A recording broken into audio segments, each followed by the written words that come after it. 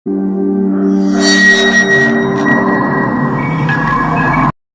sosok perempuan yang duduk di pojok.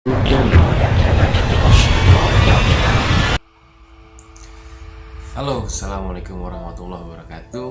Perkenalkan, nama saya Adi Satrio Fardila. Hari ini gue mau sedikit cerita tentang cerita mistis yang dialami oleh teman gue. Teman gue ini merupakan salah satu seorang guru yang mengajar di sekolah SMK swasta. Ya, untuk lebih lengkapnya kita simak cerita horor ini. Nama dari tokoh ini kita samarkan guna untuk menjaga kerahasiaan dari narasumber itu sendiri. Cerita ini berawal dari kisah Satria yang merupakan seorang guru yang mengajar di salah satu sekolah swasta. Ia mengajar sudah 7 tahun lamanya di sekolah swasta tersebut.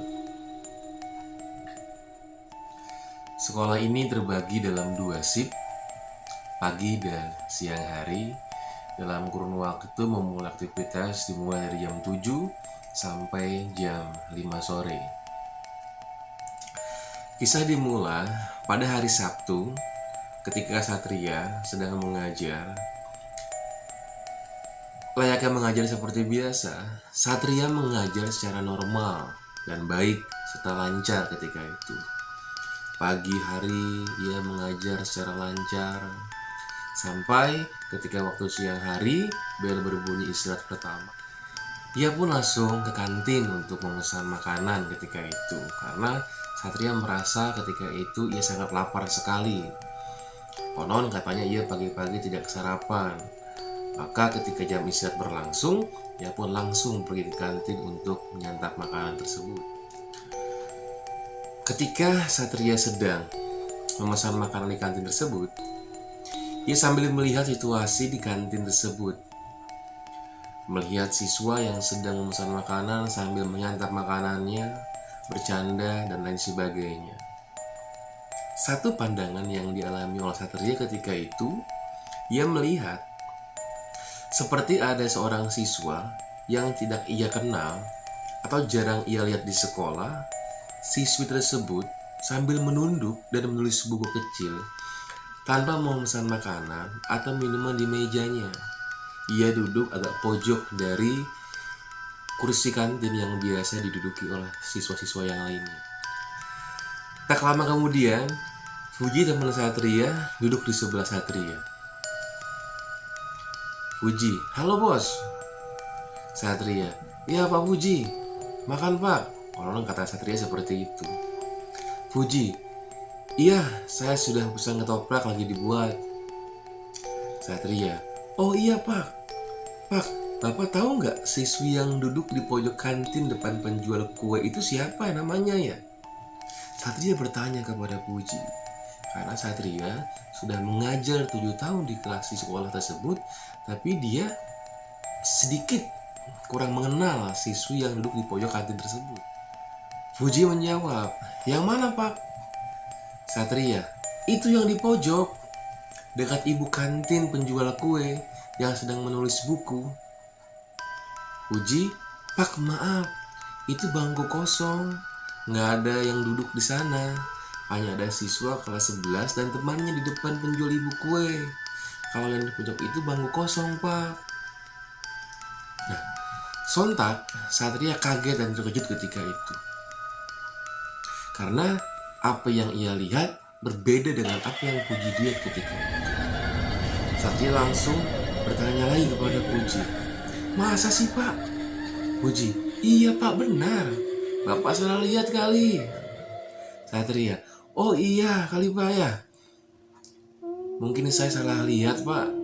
Padahal Satria ketika itu benar-benar melihat jelas bahwa ada anak yang duduk sambil duduk di meja kantin paling pojok, ya di samping ibu penjual kue tersebut. Tapi Fuji tidak melihat hal itu. Dan ketika itu Satria dan Fuji langsung menyantap makanan tersebut sampai habis. Waktu pun sudah berganti siang menjelang sore. Satria di waktu siang ada jam mengajar lantai 2 kelas. Yang di depan kelas itu percis ada WC murid sebanyak 5 WC. Tapi jarak antar WC dan kelas lumayan lebar jaraknya. Di depan samping kelas itu ada tumpukan bangku-bangku berjajaran yang tidak dipakai, ditumpuk di depan kelas tersebut. Konon katanya seperti itu. Ada satu bangku yang tidak ditumpuk. Konon, depan kelas itu memang agak berbeda hawanya. Langkah demi langkah, Satria jalani untuk menuju kelas tersebut.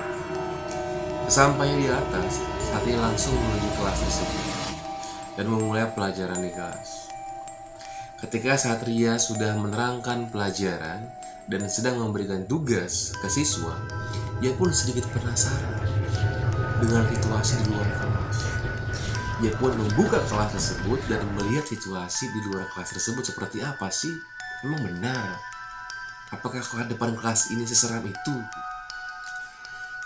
Konon katanya ketika Satria mengajar di kelas itu, ia setiap mengajar di kelas itu ketika sudah menerangkan dan memberikan tugas kepada siswa, ia langsung melihat situasi di luar kelas tersebut. Padahal dia sudah mengajar 3 tahun di sekolah tersebut. Dan katanya lantai 2 tersebut baru dibangun kurang lebih 1 tahun lamanya gitu. Jadi Satria itu ketika mengajar di kelas lantai 2 tersebut itu merasa ada yang berbeda, hawa penasaran itu muncul gitu, ingin tahu gitu kebenarannya seperti apa. Makanya katanya ketika ia mengajar di kelas tersebut, dia selalu penasaran dan selalu ingin melihat situasi di luar kelas tersebut seperti apa sih, karena letaknya percis di depan WC siswa kedua yang 5 WC itu berjajar di depan kelas tersebut. Ketika melihat situasi di sana, ia melihat di samping bangku kosong yang dijajarkan di depan kelas tersebut ada satu bangku yang tidak ditaruh di atas tumpukan bangku tersebut, dan ada satu buku not kecil di sana ditaruh di atas bangku tersebut. Dan Satria penasaran ketika itu. Ia langsung melihat buku tersebut, mungkin punya siswa, ia pikir seperti itu. Ketika melihat, memegang sebentar, dan akhirnya ia taruh kembali dan ia langsung masuk ke kelas kembali. Tepat di pukul 2 sore, Satria ada mengajar di kelas terakhir di lantai 1 kelas pojok. Jadi lantai 1 ini konon di bawah ya tangga lantai 2 yang baru dibangun ketika itu. Langkah kaki Satria pun menuju kelas tersebut, lewati beberapa kelas yang ada di depannya. Ketika Satria berjalan menuju arah kelas, ada satu kelas di samping kelas pojok tersebut. Sebelum kelas pojok tersebut, Satria sambil berjalan melihat ada siswa duduk di belakang kelas sambil menunduk dan menulis seorang diri. Penasaran dong Satria.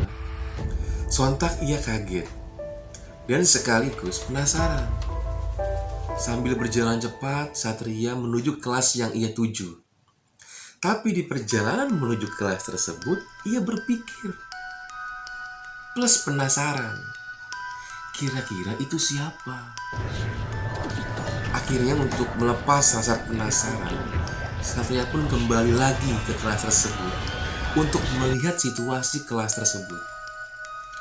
Ketika ia ingin kembali mengecek kelas tersebut, ada rasa takut dan penasaran yang ia rasakan ketika itu. Dikarenakan yang ia lihat di kelas itu sama percis dengan apa yang ia lihat di kantin ketika pagi hari tersebut. Nah, ketika ia ingin menuju kelas tersebut lagi, ingin mengecek siapa sih siswa tersebut, ada karyawan yang bekerja di SMK tersebut menghampiri Satria ketika itu. Namanya Arsa. "Pak, mau ngajar pak?" Satria menjawab, "Iya, saya mau ngajar di kelas pojok, cuma mau mampir sebentar ke kelas ini, mau panggil anak." Satria berbicara seperti itu. untuk menutupi kecurigaan yang ia rasakan ketika itu kepada Arsyad. Arsyad membalas, "Pak, bukannya kelas ini semuanya anaknya sedang praktik di lab?" Satria menjawab, "Serius, Pak? Tadi saya lihat ada murid satu duduk di belakang." Nah, lalu Arsyad bertanya kepada Satria, "Sini duduk dulu, Pak. Sebentar ngobrol sama saya mau nanya." Kata Arsyad seperti itu. "Saya tadi lewat di depan kelas tersebut, saya melihat ada siswa duduk di bangku belakang kelas tersebut dan normal, pakaiannya ada seperti itu. Pakaian seperti siswa yang pada umum di sini seperti itu. Tapi saya penasaran, apa yang saya lihat tadi sama persis dengan apa yang saya lihat ketika jam istirahat pertama. Tadi saya tanya Pak Pujiono ketika di kantin, katanya dia nggak melihat, makanya saya penasaran seperti itu. Tadi saya sudah sampai pojok kelas katanya, sampai saya sampaikan lagi ke sini, saya ingin mencari kepastian siapa sih dia itu." Ketika itu Arsyad bercerita sedikit mengenai situasi sekolah di sini, karena Arsyad memang tinggal di sekolah ini sudah hampir 2 tahun, dia menginap di sekolah ini tiap harinya. Nah, untuk sedikit juga melegakan mungkin ya perasaan dari Satria ini, untuk supaya lebih rileks dan tidak penasaran, makanya diceritakan sedikit, dan akhirnya Satria kembali mengajar ke kelas jam terakhir tersebut seperti itu. Ketika hari sudah sore, bel pun berbunyi menandakan siswa sudah boleh pulang ke rumahnya masing-masing, dan para guru pun yang mengajar sudah diperbolehkan untuk pulang dan kembali ke rumahnya masing-masing. Tapi tidak untuk Satria dan teman-teman guru-guru mudanya di sana, karena biasanya mereka ketika siswa pada pulang ke rumahnya, mereka berkumpul dulu di kantin untuk berdiskusi, untuk membahas apapun yang dibicarakan ketika itu. Nah, ketika itu ada yang namanya Pak Puji, ada Arsyad, ya, dan ada satu karyawan tata usaha di sana bernama Arif, ya. Ia ketika itu berdiskusi biasa, bercanda bersama seperti itu, sambil ngopi bareng ketika itu. Ketika sedang bercanda berdiskusi di lokasi kantin tersebut, Satria mencium ada aroma yang berbeda ketika itu. Di sana Satria bertanya kepada Arif, "Om, nyium nggak, bau nggak?" Arif menjawab, "Enggak ah, nggak ada bau apa-apa." Puji membalas ketika itu, "Ih bener, Pak, bau bangke. Saya nyium banget ini, jarang banget baunya seperti itu." Arsyad, "Ah, ente kali, kentut," kata Arsyad seperti itu kan. Tapi Satria penasaran ketika itu, dia mencari aroma bau tersebut di mana seperti itu. Karena penasaran, dicari nggak ketemu dan baunya pun makin menyengat dan sedikit agak merinding ketika itu yang ia rasakan bersama teman-teman yang lainnya.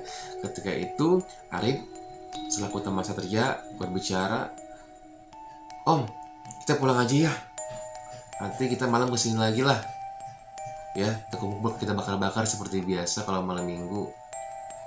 Ketika itu Puji bertanya, atau Puji menjawab, "Oke, siap, kita bakar-bakar ya hari malam ini," katanya. Hari berganti malam. Tepat pukul jam 7 malam, Satria yang ingin datang ke sekolah untuk acara kumpul-kumpul pun ia berpikir, takut ada hal-hal aneh terjadi nanti, ia mengurungkan niat untuk datang ke acara tersebut. Tapi ya kemudian ditelepon oleh temannya, Pak Puji. "Puji, halo Pak, posisi di mana? Ayo sini, datang, udah rame nih yang kumpul." Satria, "Saya nggak ikut deh, lagi kurang sehat." Puji, "Ayo atuh sini, sebentar aja, rumah deket juga." Satria sambil berpikir panjang, ia menjawab, "Oke deh, saya kesana sekarang." Satria pun langsung bergegas menuju sekolah tersebut untuk acara bakar-bakar. Tiba di sekolah, Satria langsung ikut kumpul dengan rekan-rekan yang lain. Ketika sedang bakar-bakar, Satria pun iseng. Kemudian dia mengajak rekan-rekan yang lainnya untuk main band sambil menunggu masakannya itu datang dan sudah matang. Tepat pukul jam 9 malam, makanan pun matang. Kemudian makanlah mereka ramai-ramai ketika itu. Ketika sedang makan, suasana sedang nyaman-nyamannya, tiba-tiba ada suara bunyi besi di lantai 2. Seperti bunyi pegangan tangga yang dipukul oleh besi. 4 kali bunyi suara itu yang membuat suasana menjadi sunyi saat Satria berserta rekan-rekannya hanya saling menatap satu sama lain tanpa ada suara sedikit pun. Arsad yang merupakan karyawan yang tinggal di sana, dia mencoba menenangkan suasana di sana. Arsad, udah tenang aja, udah biasa itu mah. Arif, sering kayak gitu emang mas? Rudiman yang merupakan salah satu karyawan, tapi dia tidak tinggal di sana, dia pun membalas, udah sering mas. Makanya saya juga nggak berani tinggal di sini karena ada anak kecil. Biar Arsad aja deh yang tinggal di sini. Sambil dia ketawa. Seakan menghiraukan suara dari tangga tersebut di lantai 2, mereka terus melanjutkan makan dengan sambil bersanda gurau ketika itu. Tiba-tiba suara bangku terdengar jatuh di lantai 2, terdengar sangat keras sekali. Suara itu sangat keras, seperti bangku besi yang dilempar di lantai 2 ke lantai 1. Sontak suasana makin mencekam ketika itu. Hampir semua yang ada di sana di kantin, mereka lari semua ke ruang guru ketika itu. Seketika itu pun guru-guru yang sudah tidak kuat dengan teror tersebut langsung pulang. Dan yang masih ada di sana hanya Satria dan rekan-rekan guru-guru mudanya yang memang sering kumpul ketika malam minggu di sekolah tersebut. Ketika situasi dirasa sudah agak kondusif ketika itu dan sudah merasa nyaman, ketika itu Satria, Arsad dan teman-teman yang lainnya menuju ke kantin tersebut untuk membereskan bekas makanan yang ia makan ketika itu beserta teman-temannya. Ketika sedang membereskan sisa makanan atau bekas makanan, ya, terdengar bunyi air keran menyala di lantai 2 di kamar mandi siswa ketika itu. Arsad yang kesal langsung teriak seketika ketika itu juga. Woi, siapa sampean? Berisik aja, masing-masing aja. Satria, saya pulang ya. Duh, udah gak kuat saya. Puji membalas, tenang aja pak, istighfar. Kita cek sama-sama ke lantai 2 ya. Takut malah orang yang coba nakut-nakutin kita. Arif, saya gak berani pak. Rudiman, ayo atuh, kita kesana ke atas sama-sama. Cek, takut ada yang iseng, orang atau mau maling. Ketika itu Satria dan rekannya langsung menuju lantai atas untuk mengecek keadaan lantai atas dan bunyi suara air itu masih terdengar sangat-sangat jelas. Bunyi langkah kaki mereka menandai gerakan mereka untuk menuju lantai 2 tersebut. Ketika mereka sudah sampai di tangga lantai 2, mereka mengecek tidak ada bekas besi untuk membunyikan tiang tangga tersebut. Ketika mereka sudah sampai di lantai 2 dan di depan kelas lantai 2 tersebut, betapa kagetnya bahwa mereka juga melihat tidak ada bangku yang ditumpuk di sana jatuh berceceran di depan kelas. Semua masih sejajar, percis, rapi, dan bersih. Puji, Sat, air kerannya masih bunyi. Satria langsung menjawab, membalas, Mas, itu air di pojok nyala, coba tolong cek. Ah, kata Arsad, sampean kalau yang kayak gini aja baru saya, kata dia. Seketika itu Arsad mengecek kamar mandi tersebut dan mematikan keran yang ada di kamar mandi tersebut. Dan ia mengecek tidak ada siapapun yang ada di kamar mandi tersebut. Diceklah oleh mereka semua itu, ada 5 kamar mandi di lantai 2 tersebut, dan tidak ada satupun orang yang ada di kamar mandi tersebut. Ketika itu mereka turun ke bawah dan bersiap-siap untuk pulang ke rumah masing-masing. Karena melihat situasi yang sudah tidak kondusif, akhirnya mereka memutuskan untuk pulang ke rumah masing-masing. Nah, ketika sedang berberes ya di kantin, Satria ketika itu kebelet ketika itu. Kan tidak mungkin ketika ia kamar mandi lantai 2 tersebut kan. Akhirnya ia memilih ke kamar mandi TU atau guru yang ada di ruang tata usaha bersampingan dengan ruang kepala sekolah dan ruang rapat gitu. Tapi karena Satria tidak punya pilihan dan tidak mungkin ia ke lantai 2 untuk membuang air di sana, akhirnya ia memutuskan untuk ke kamar mandi yang ada di tata usaha tersebut ketika itu. Ada sedikit cerita juga ketika itu bahwa di ruang tata usaha tersebut yang bersampingan dengan ruang rapat dan ruang kepala sekolah tersebut, konon katanya itu juga agak horor tempatnya, di mana sering terjadi penampakan dan bau melati yang sangat menyengat ketika itu. Alhasil ketika itu, Satria memberanikan diri untuk lari langsung keluar dari ruangan kantor tersebut. Dengan lari dengan kekuatan yang sangat cepat, Satria langsung menuju kantin untuk bertemu teman-teman. Arif yang melihat Satria lari bertanya, "Om, ada apa? Kenapa lagi?" Arif bertanya seperti itu.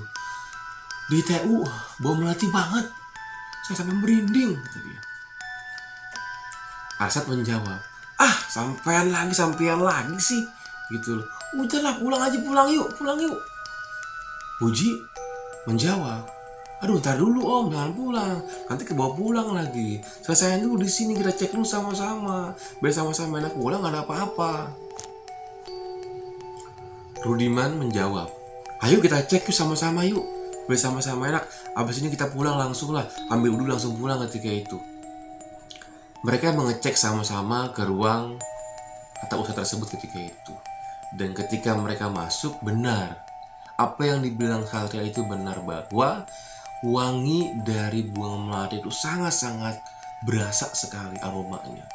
Sontak Arif yang agak sedikit parno orangnya, dia langsung, "Aduh, pulang aja yuk. Ayo pulang aja ke rumah yuk, masing-masing yuk." Kata Puji, "Tak dulu Om, kita lihat dulu," kata dia. "Siapa tahu ada parfum yang tumpah," kata Arsat yang memang memiliki akses untuk masuk ke ruangan tersebut. Dia lantas mengambil kunci dan membuka ruangan rapat tersebut ketika itu. Dan betapa kagetnya ketika ia membuka ruang rapat tersebut, ada sosok perempuan yang duduk di pojok sambil menulis kertas ketika itu. Sontak semua langsung kabur terbirit-birit dan langsung bersiap-siap pulang ke rumah masing-masing. Konon katanya dulu sekolah itu sebelum dibangun adalah gedung kosong yang ditinggal pemiliknya serta dibeli ketika itu oleh pihak yayasan ketika itu, dan langsung dibangun dan dibuat sekolah ketika itu. Lokasinya persis di pinggir jalan raya yang sangat ramai. Tapi ketika malam hari, suasana jalan raya tersebut agak sunyi karena memang berdampingan dengan perkantoran ketika itu. Itulah sedikit cerita dari saya. Mohon maaf apabila banyak kesalahan dalam ucapan perkataan, dan mohon supportnya dan dukungannya untuk like, subscribe, dan komen. Dan kalau ada kalian memiliki cerita dari cerita horor atau bisnis, boleh share di email yang ada saya cantumkan di link deskripsinya. Terima kasih. Assalamualaikum.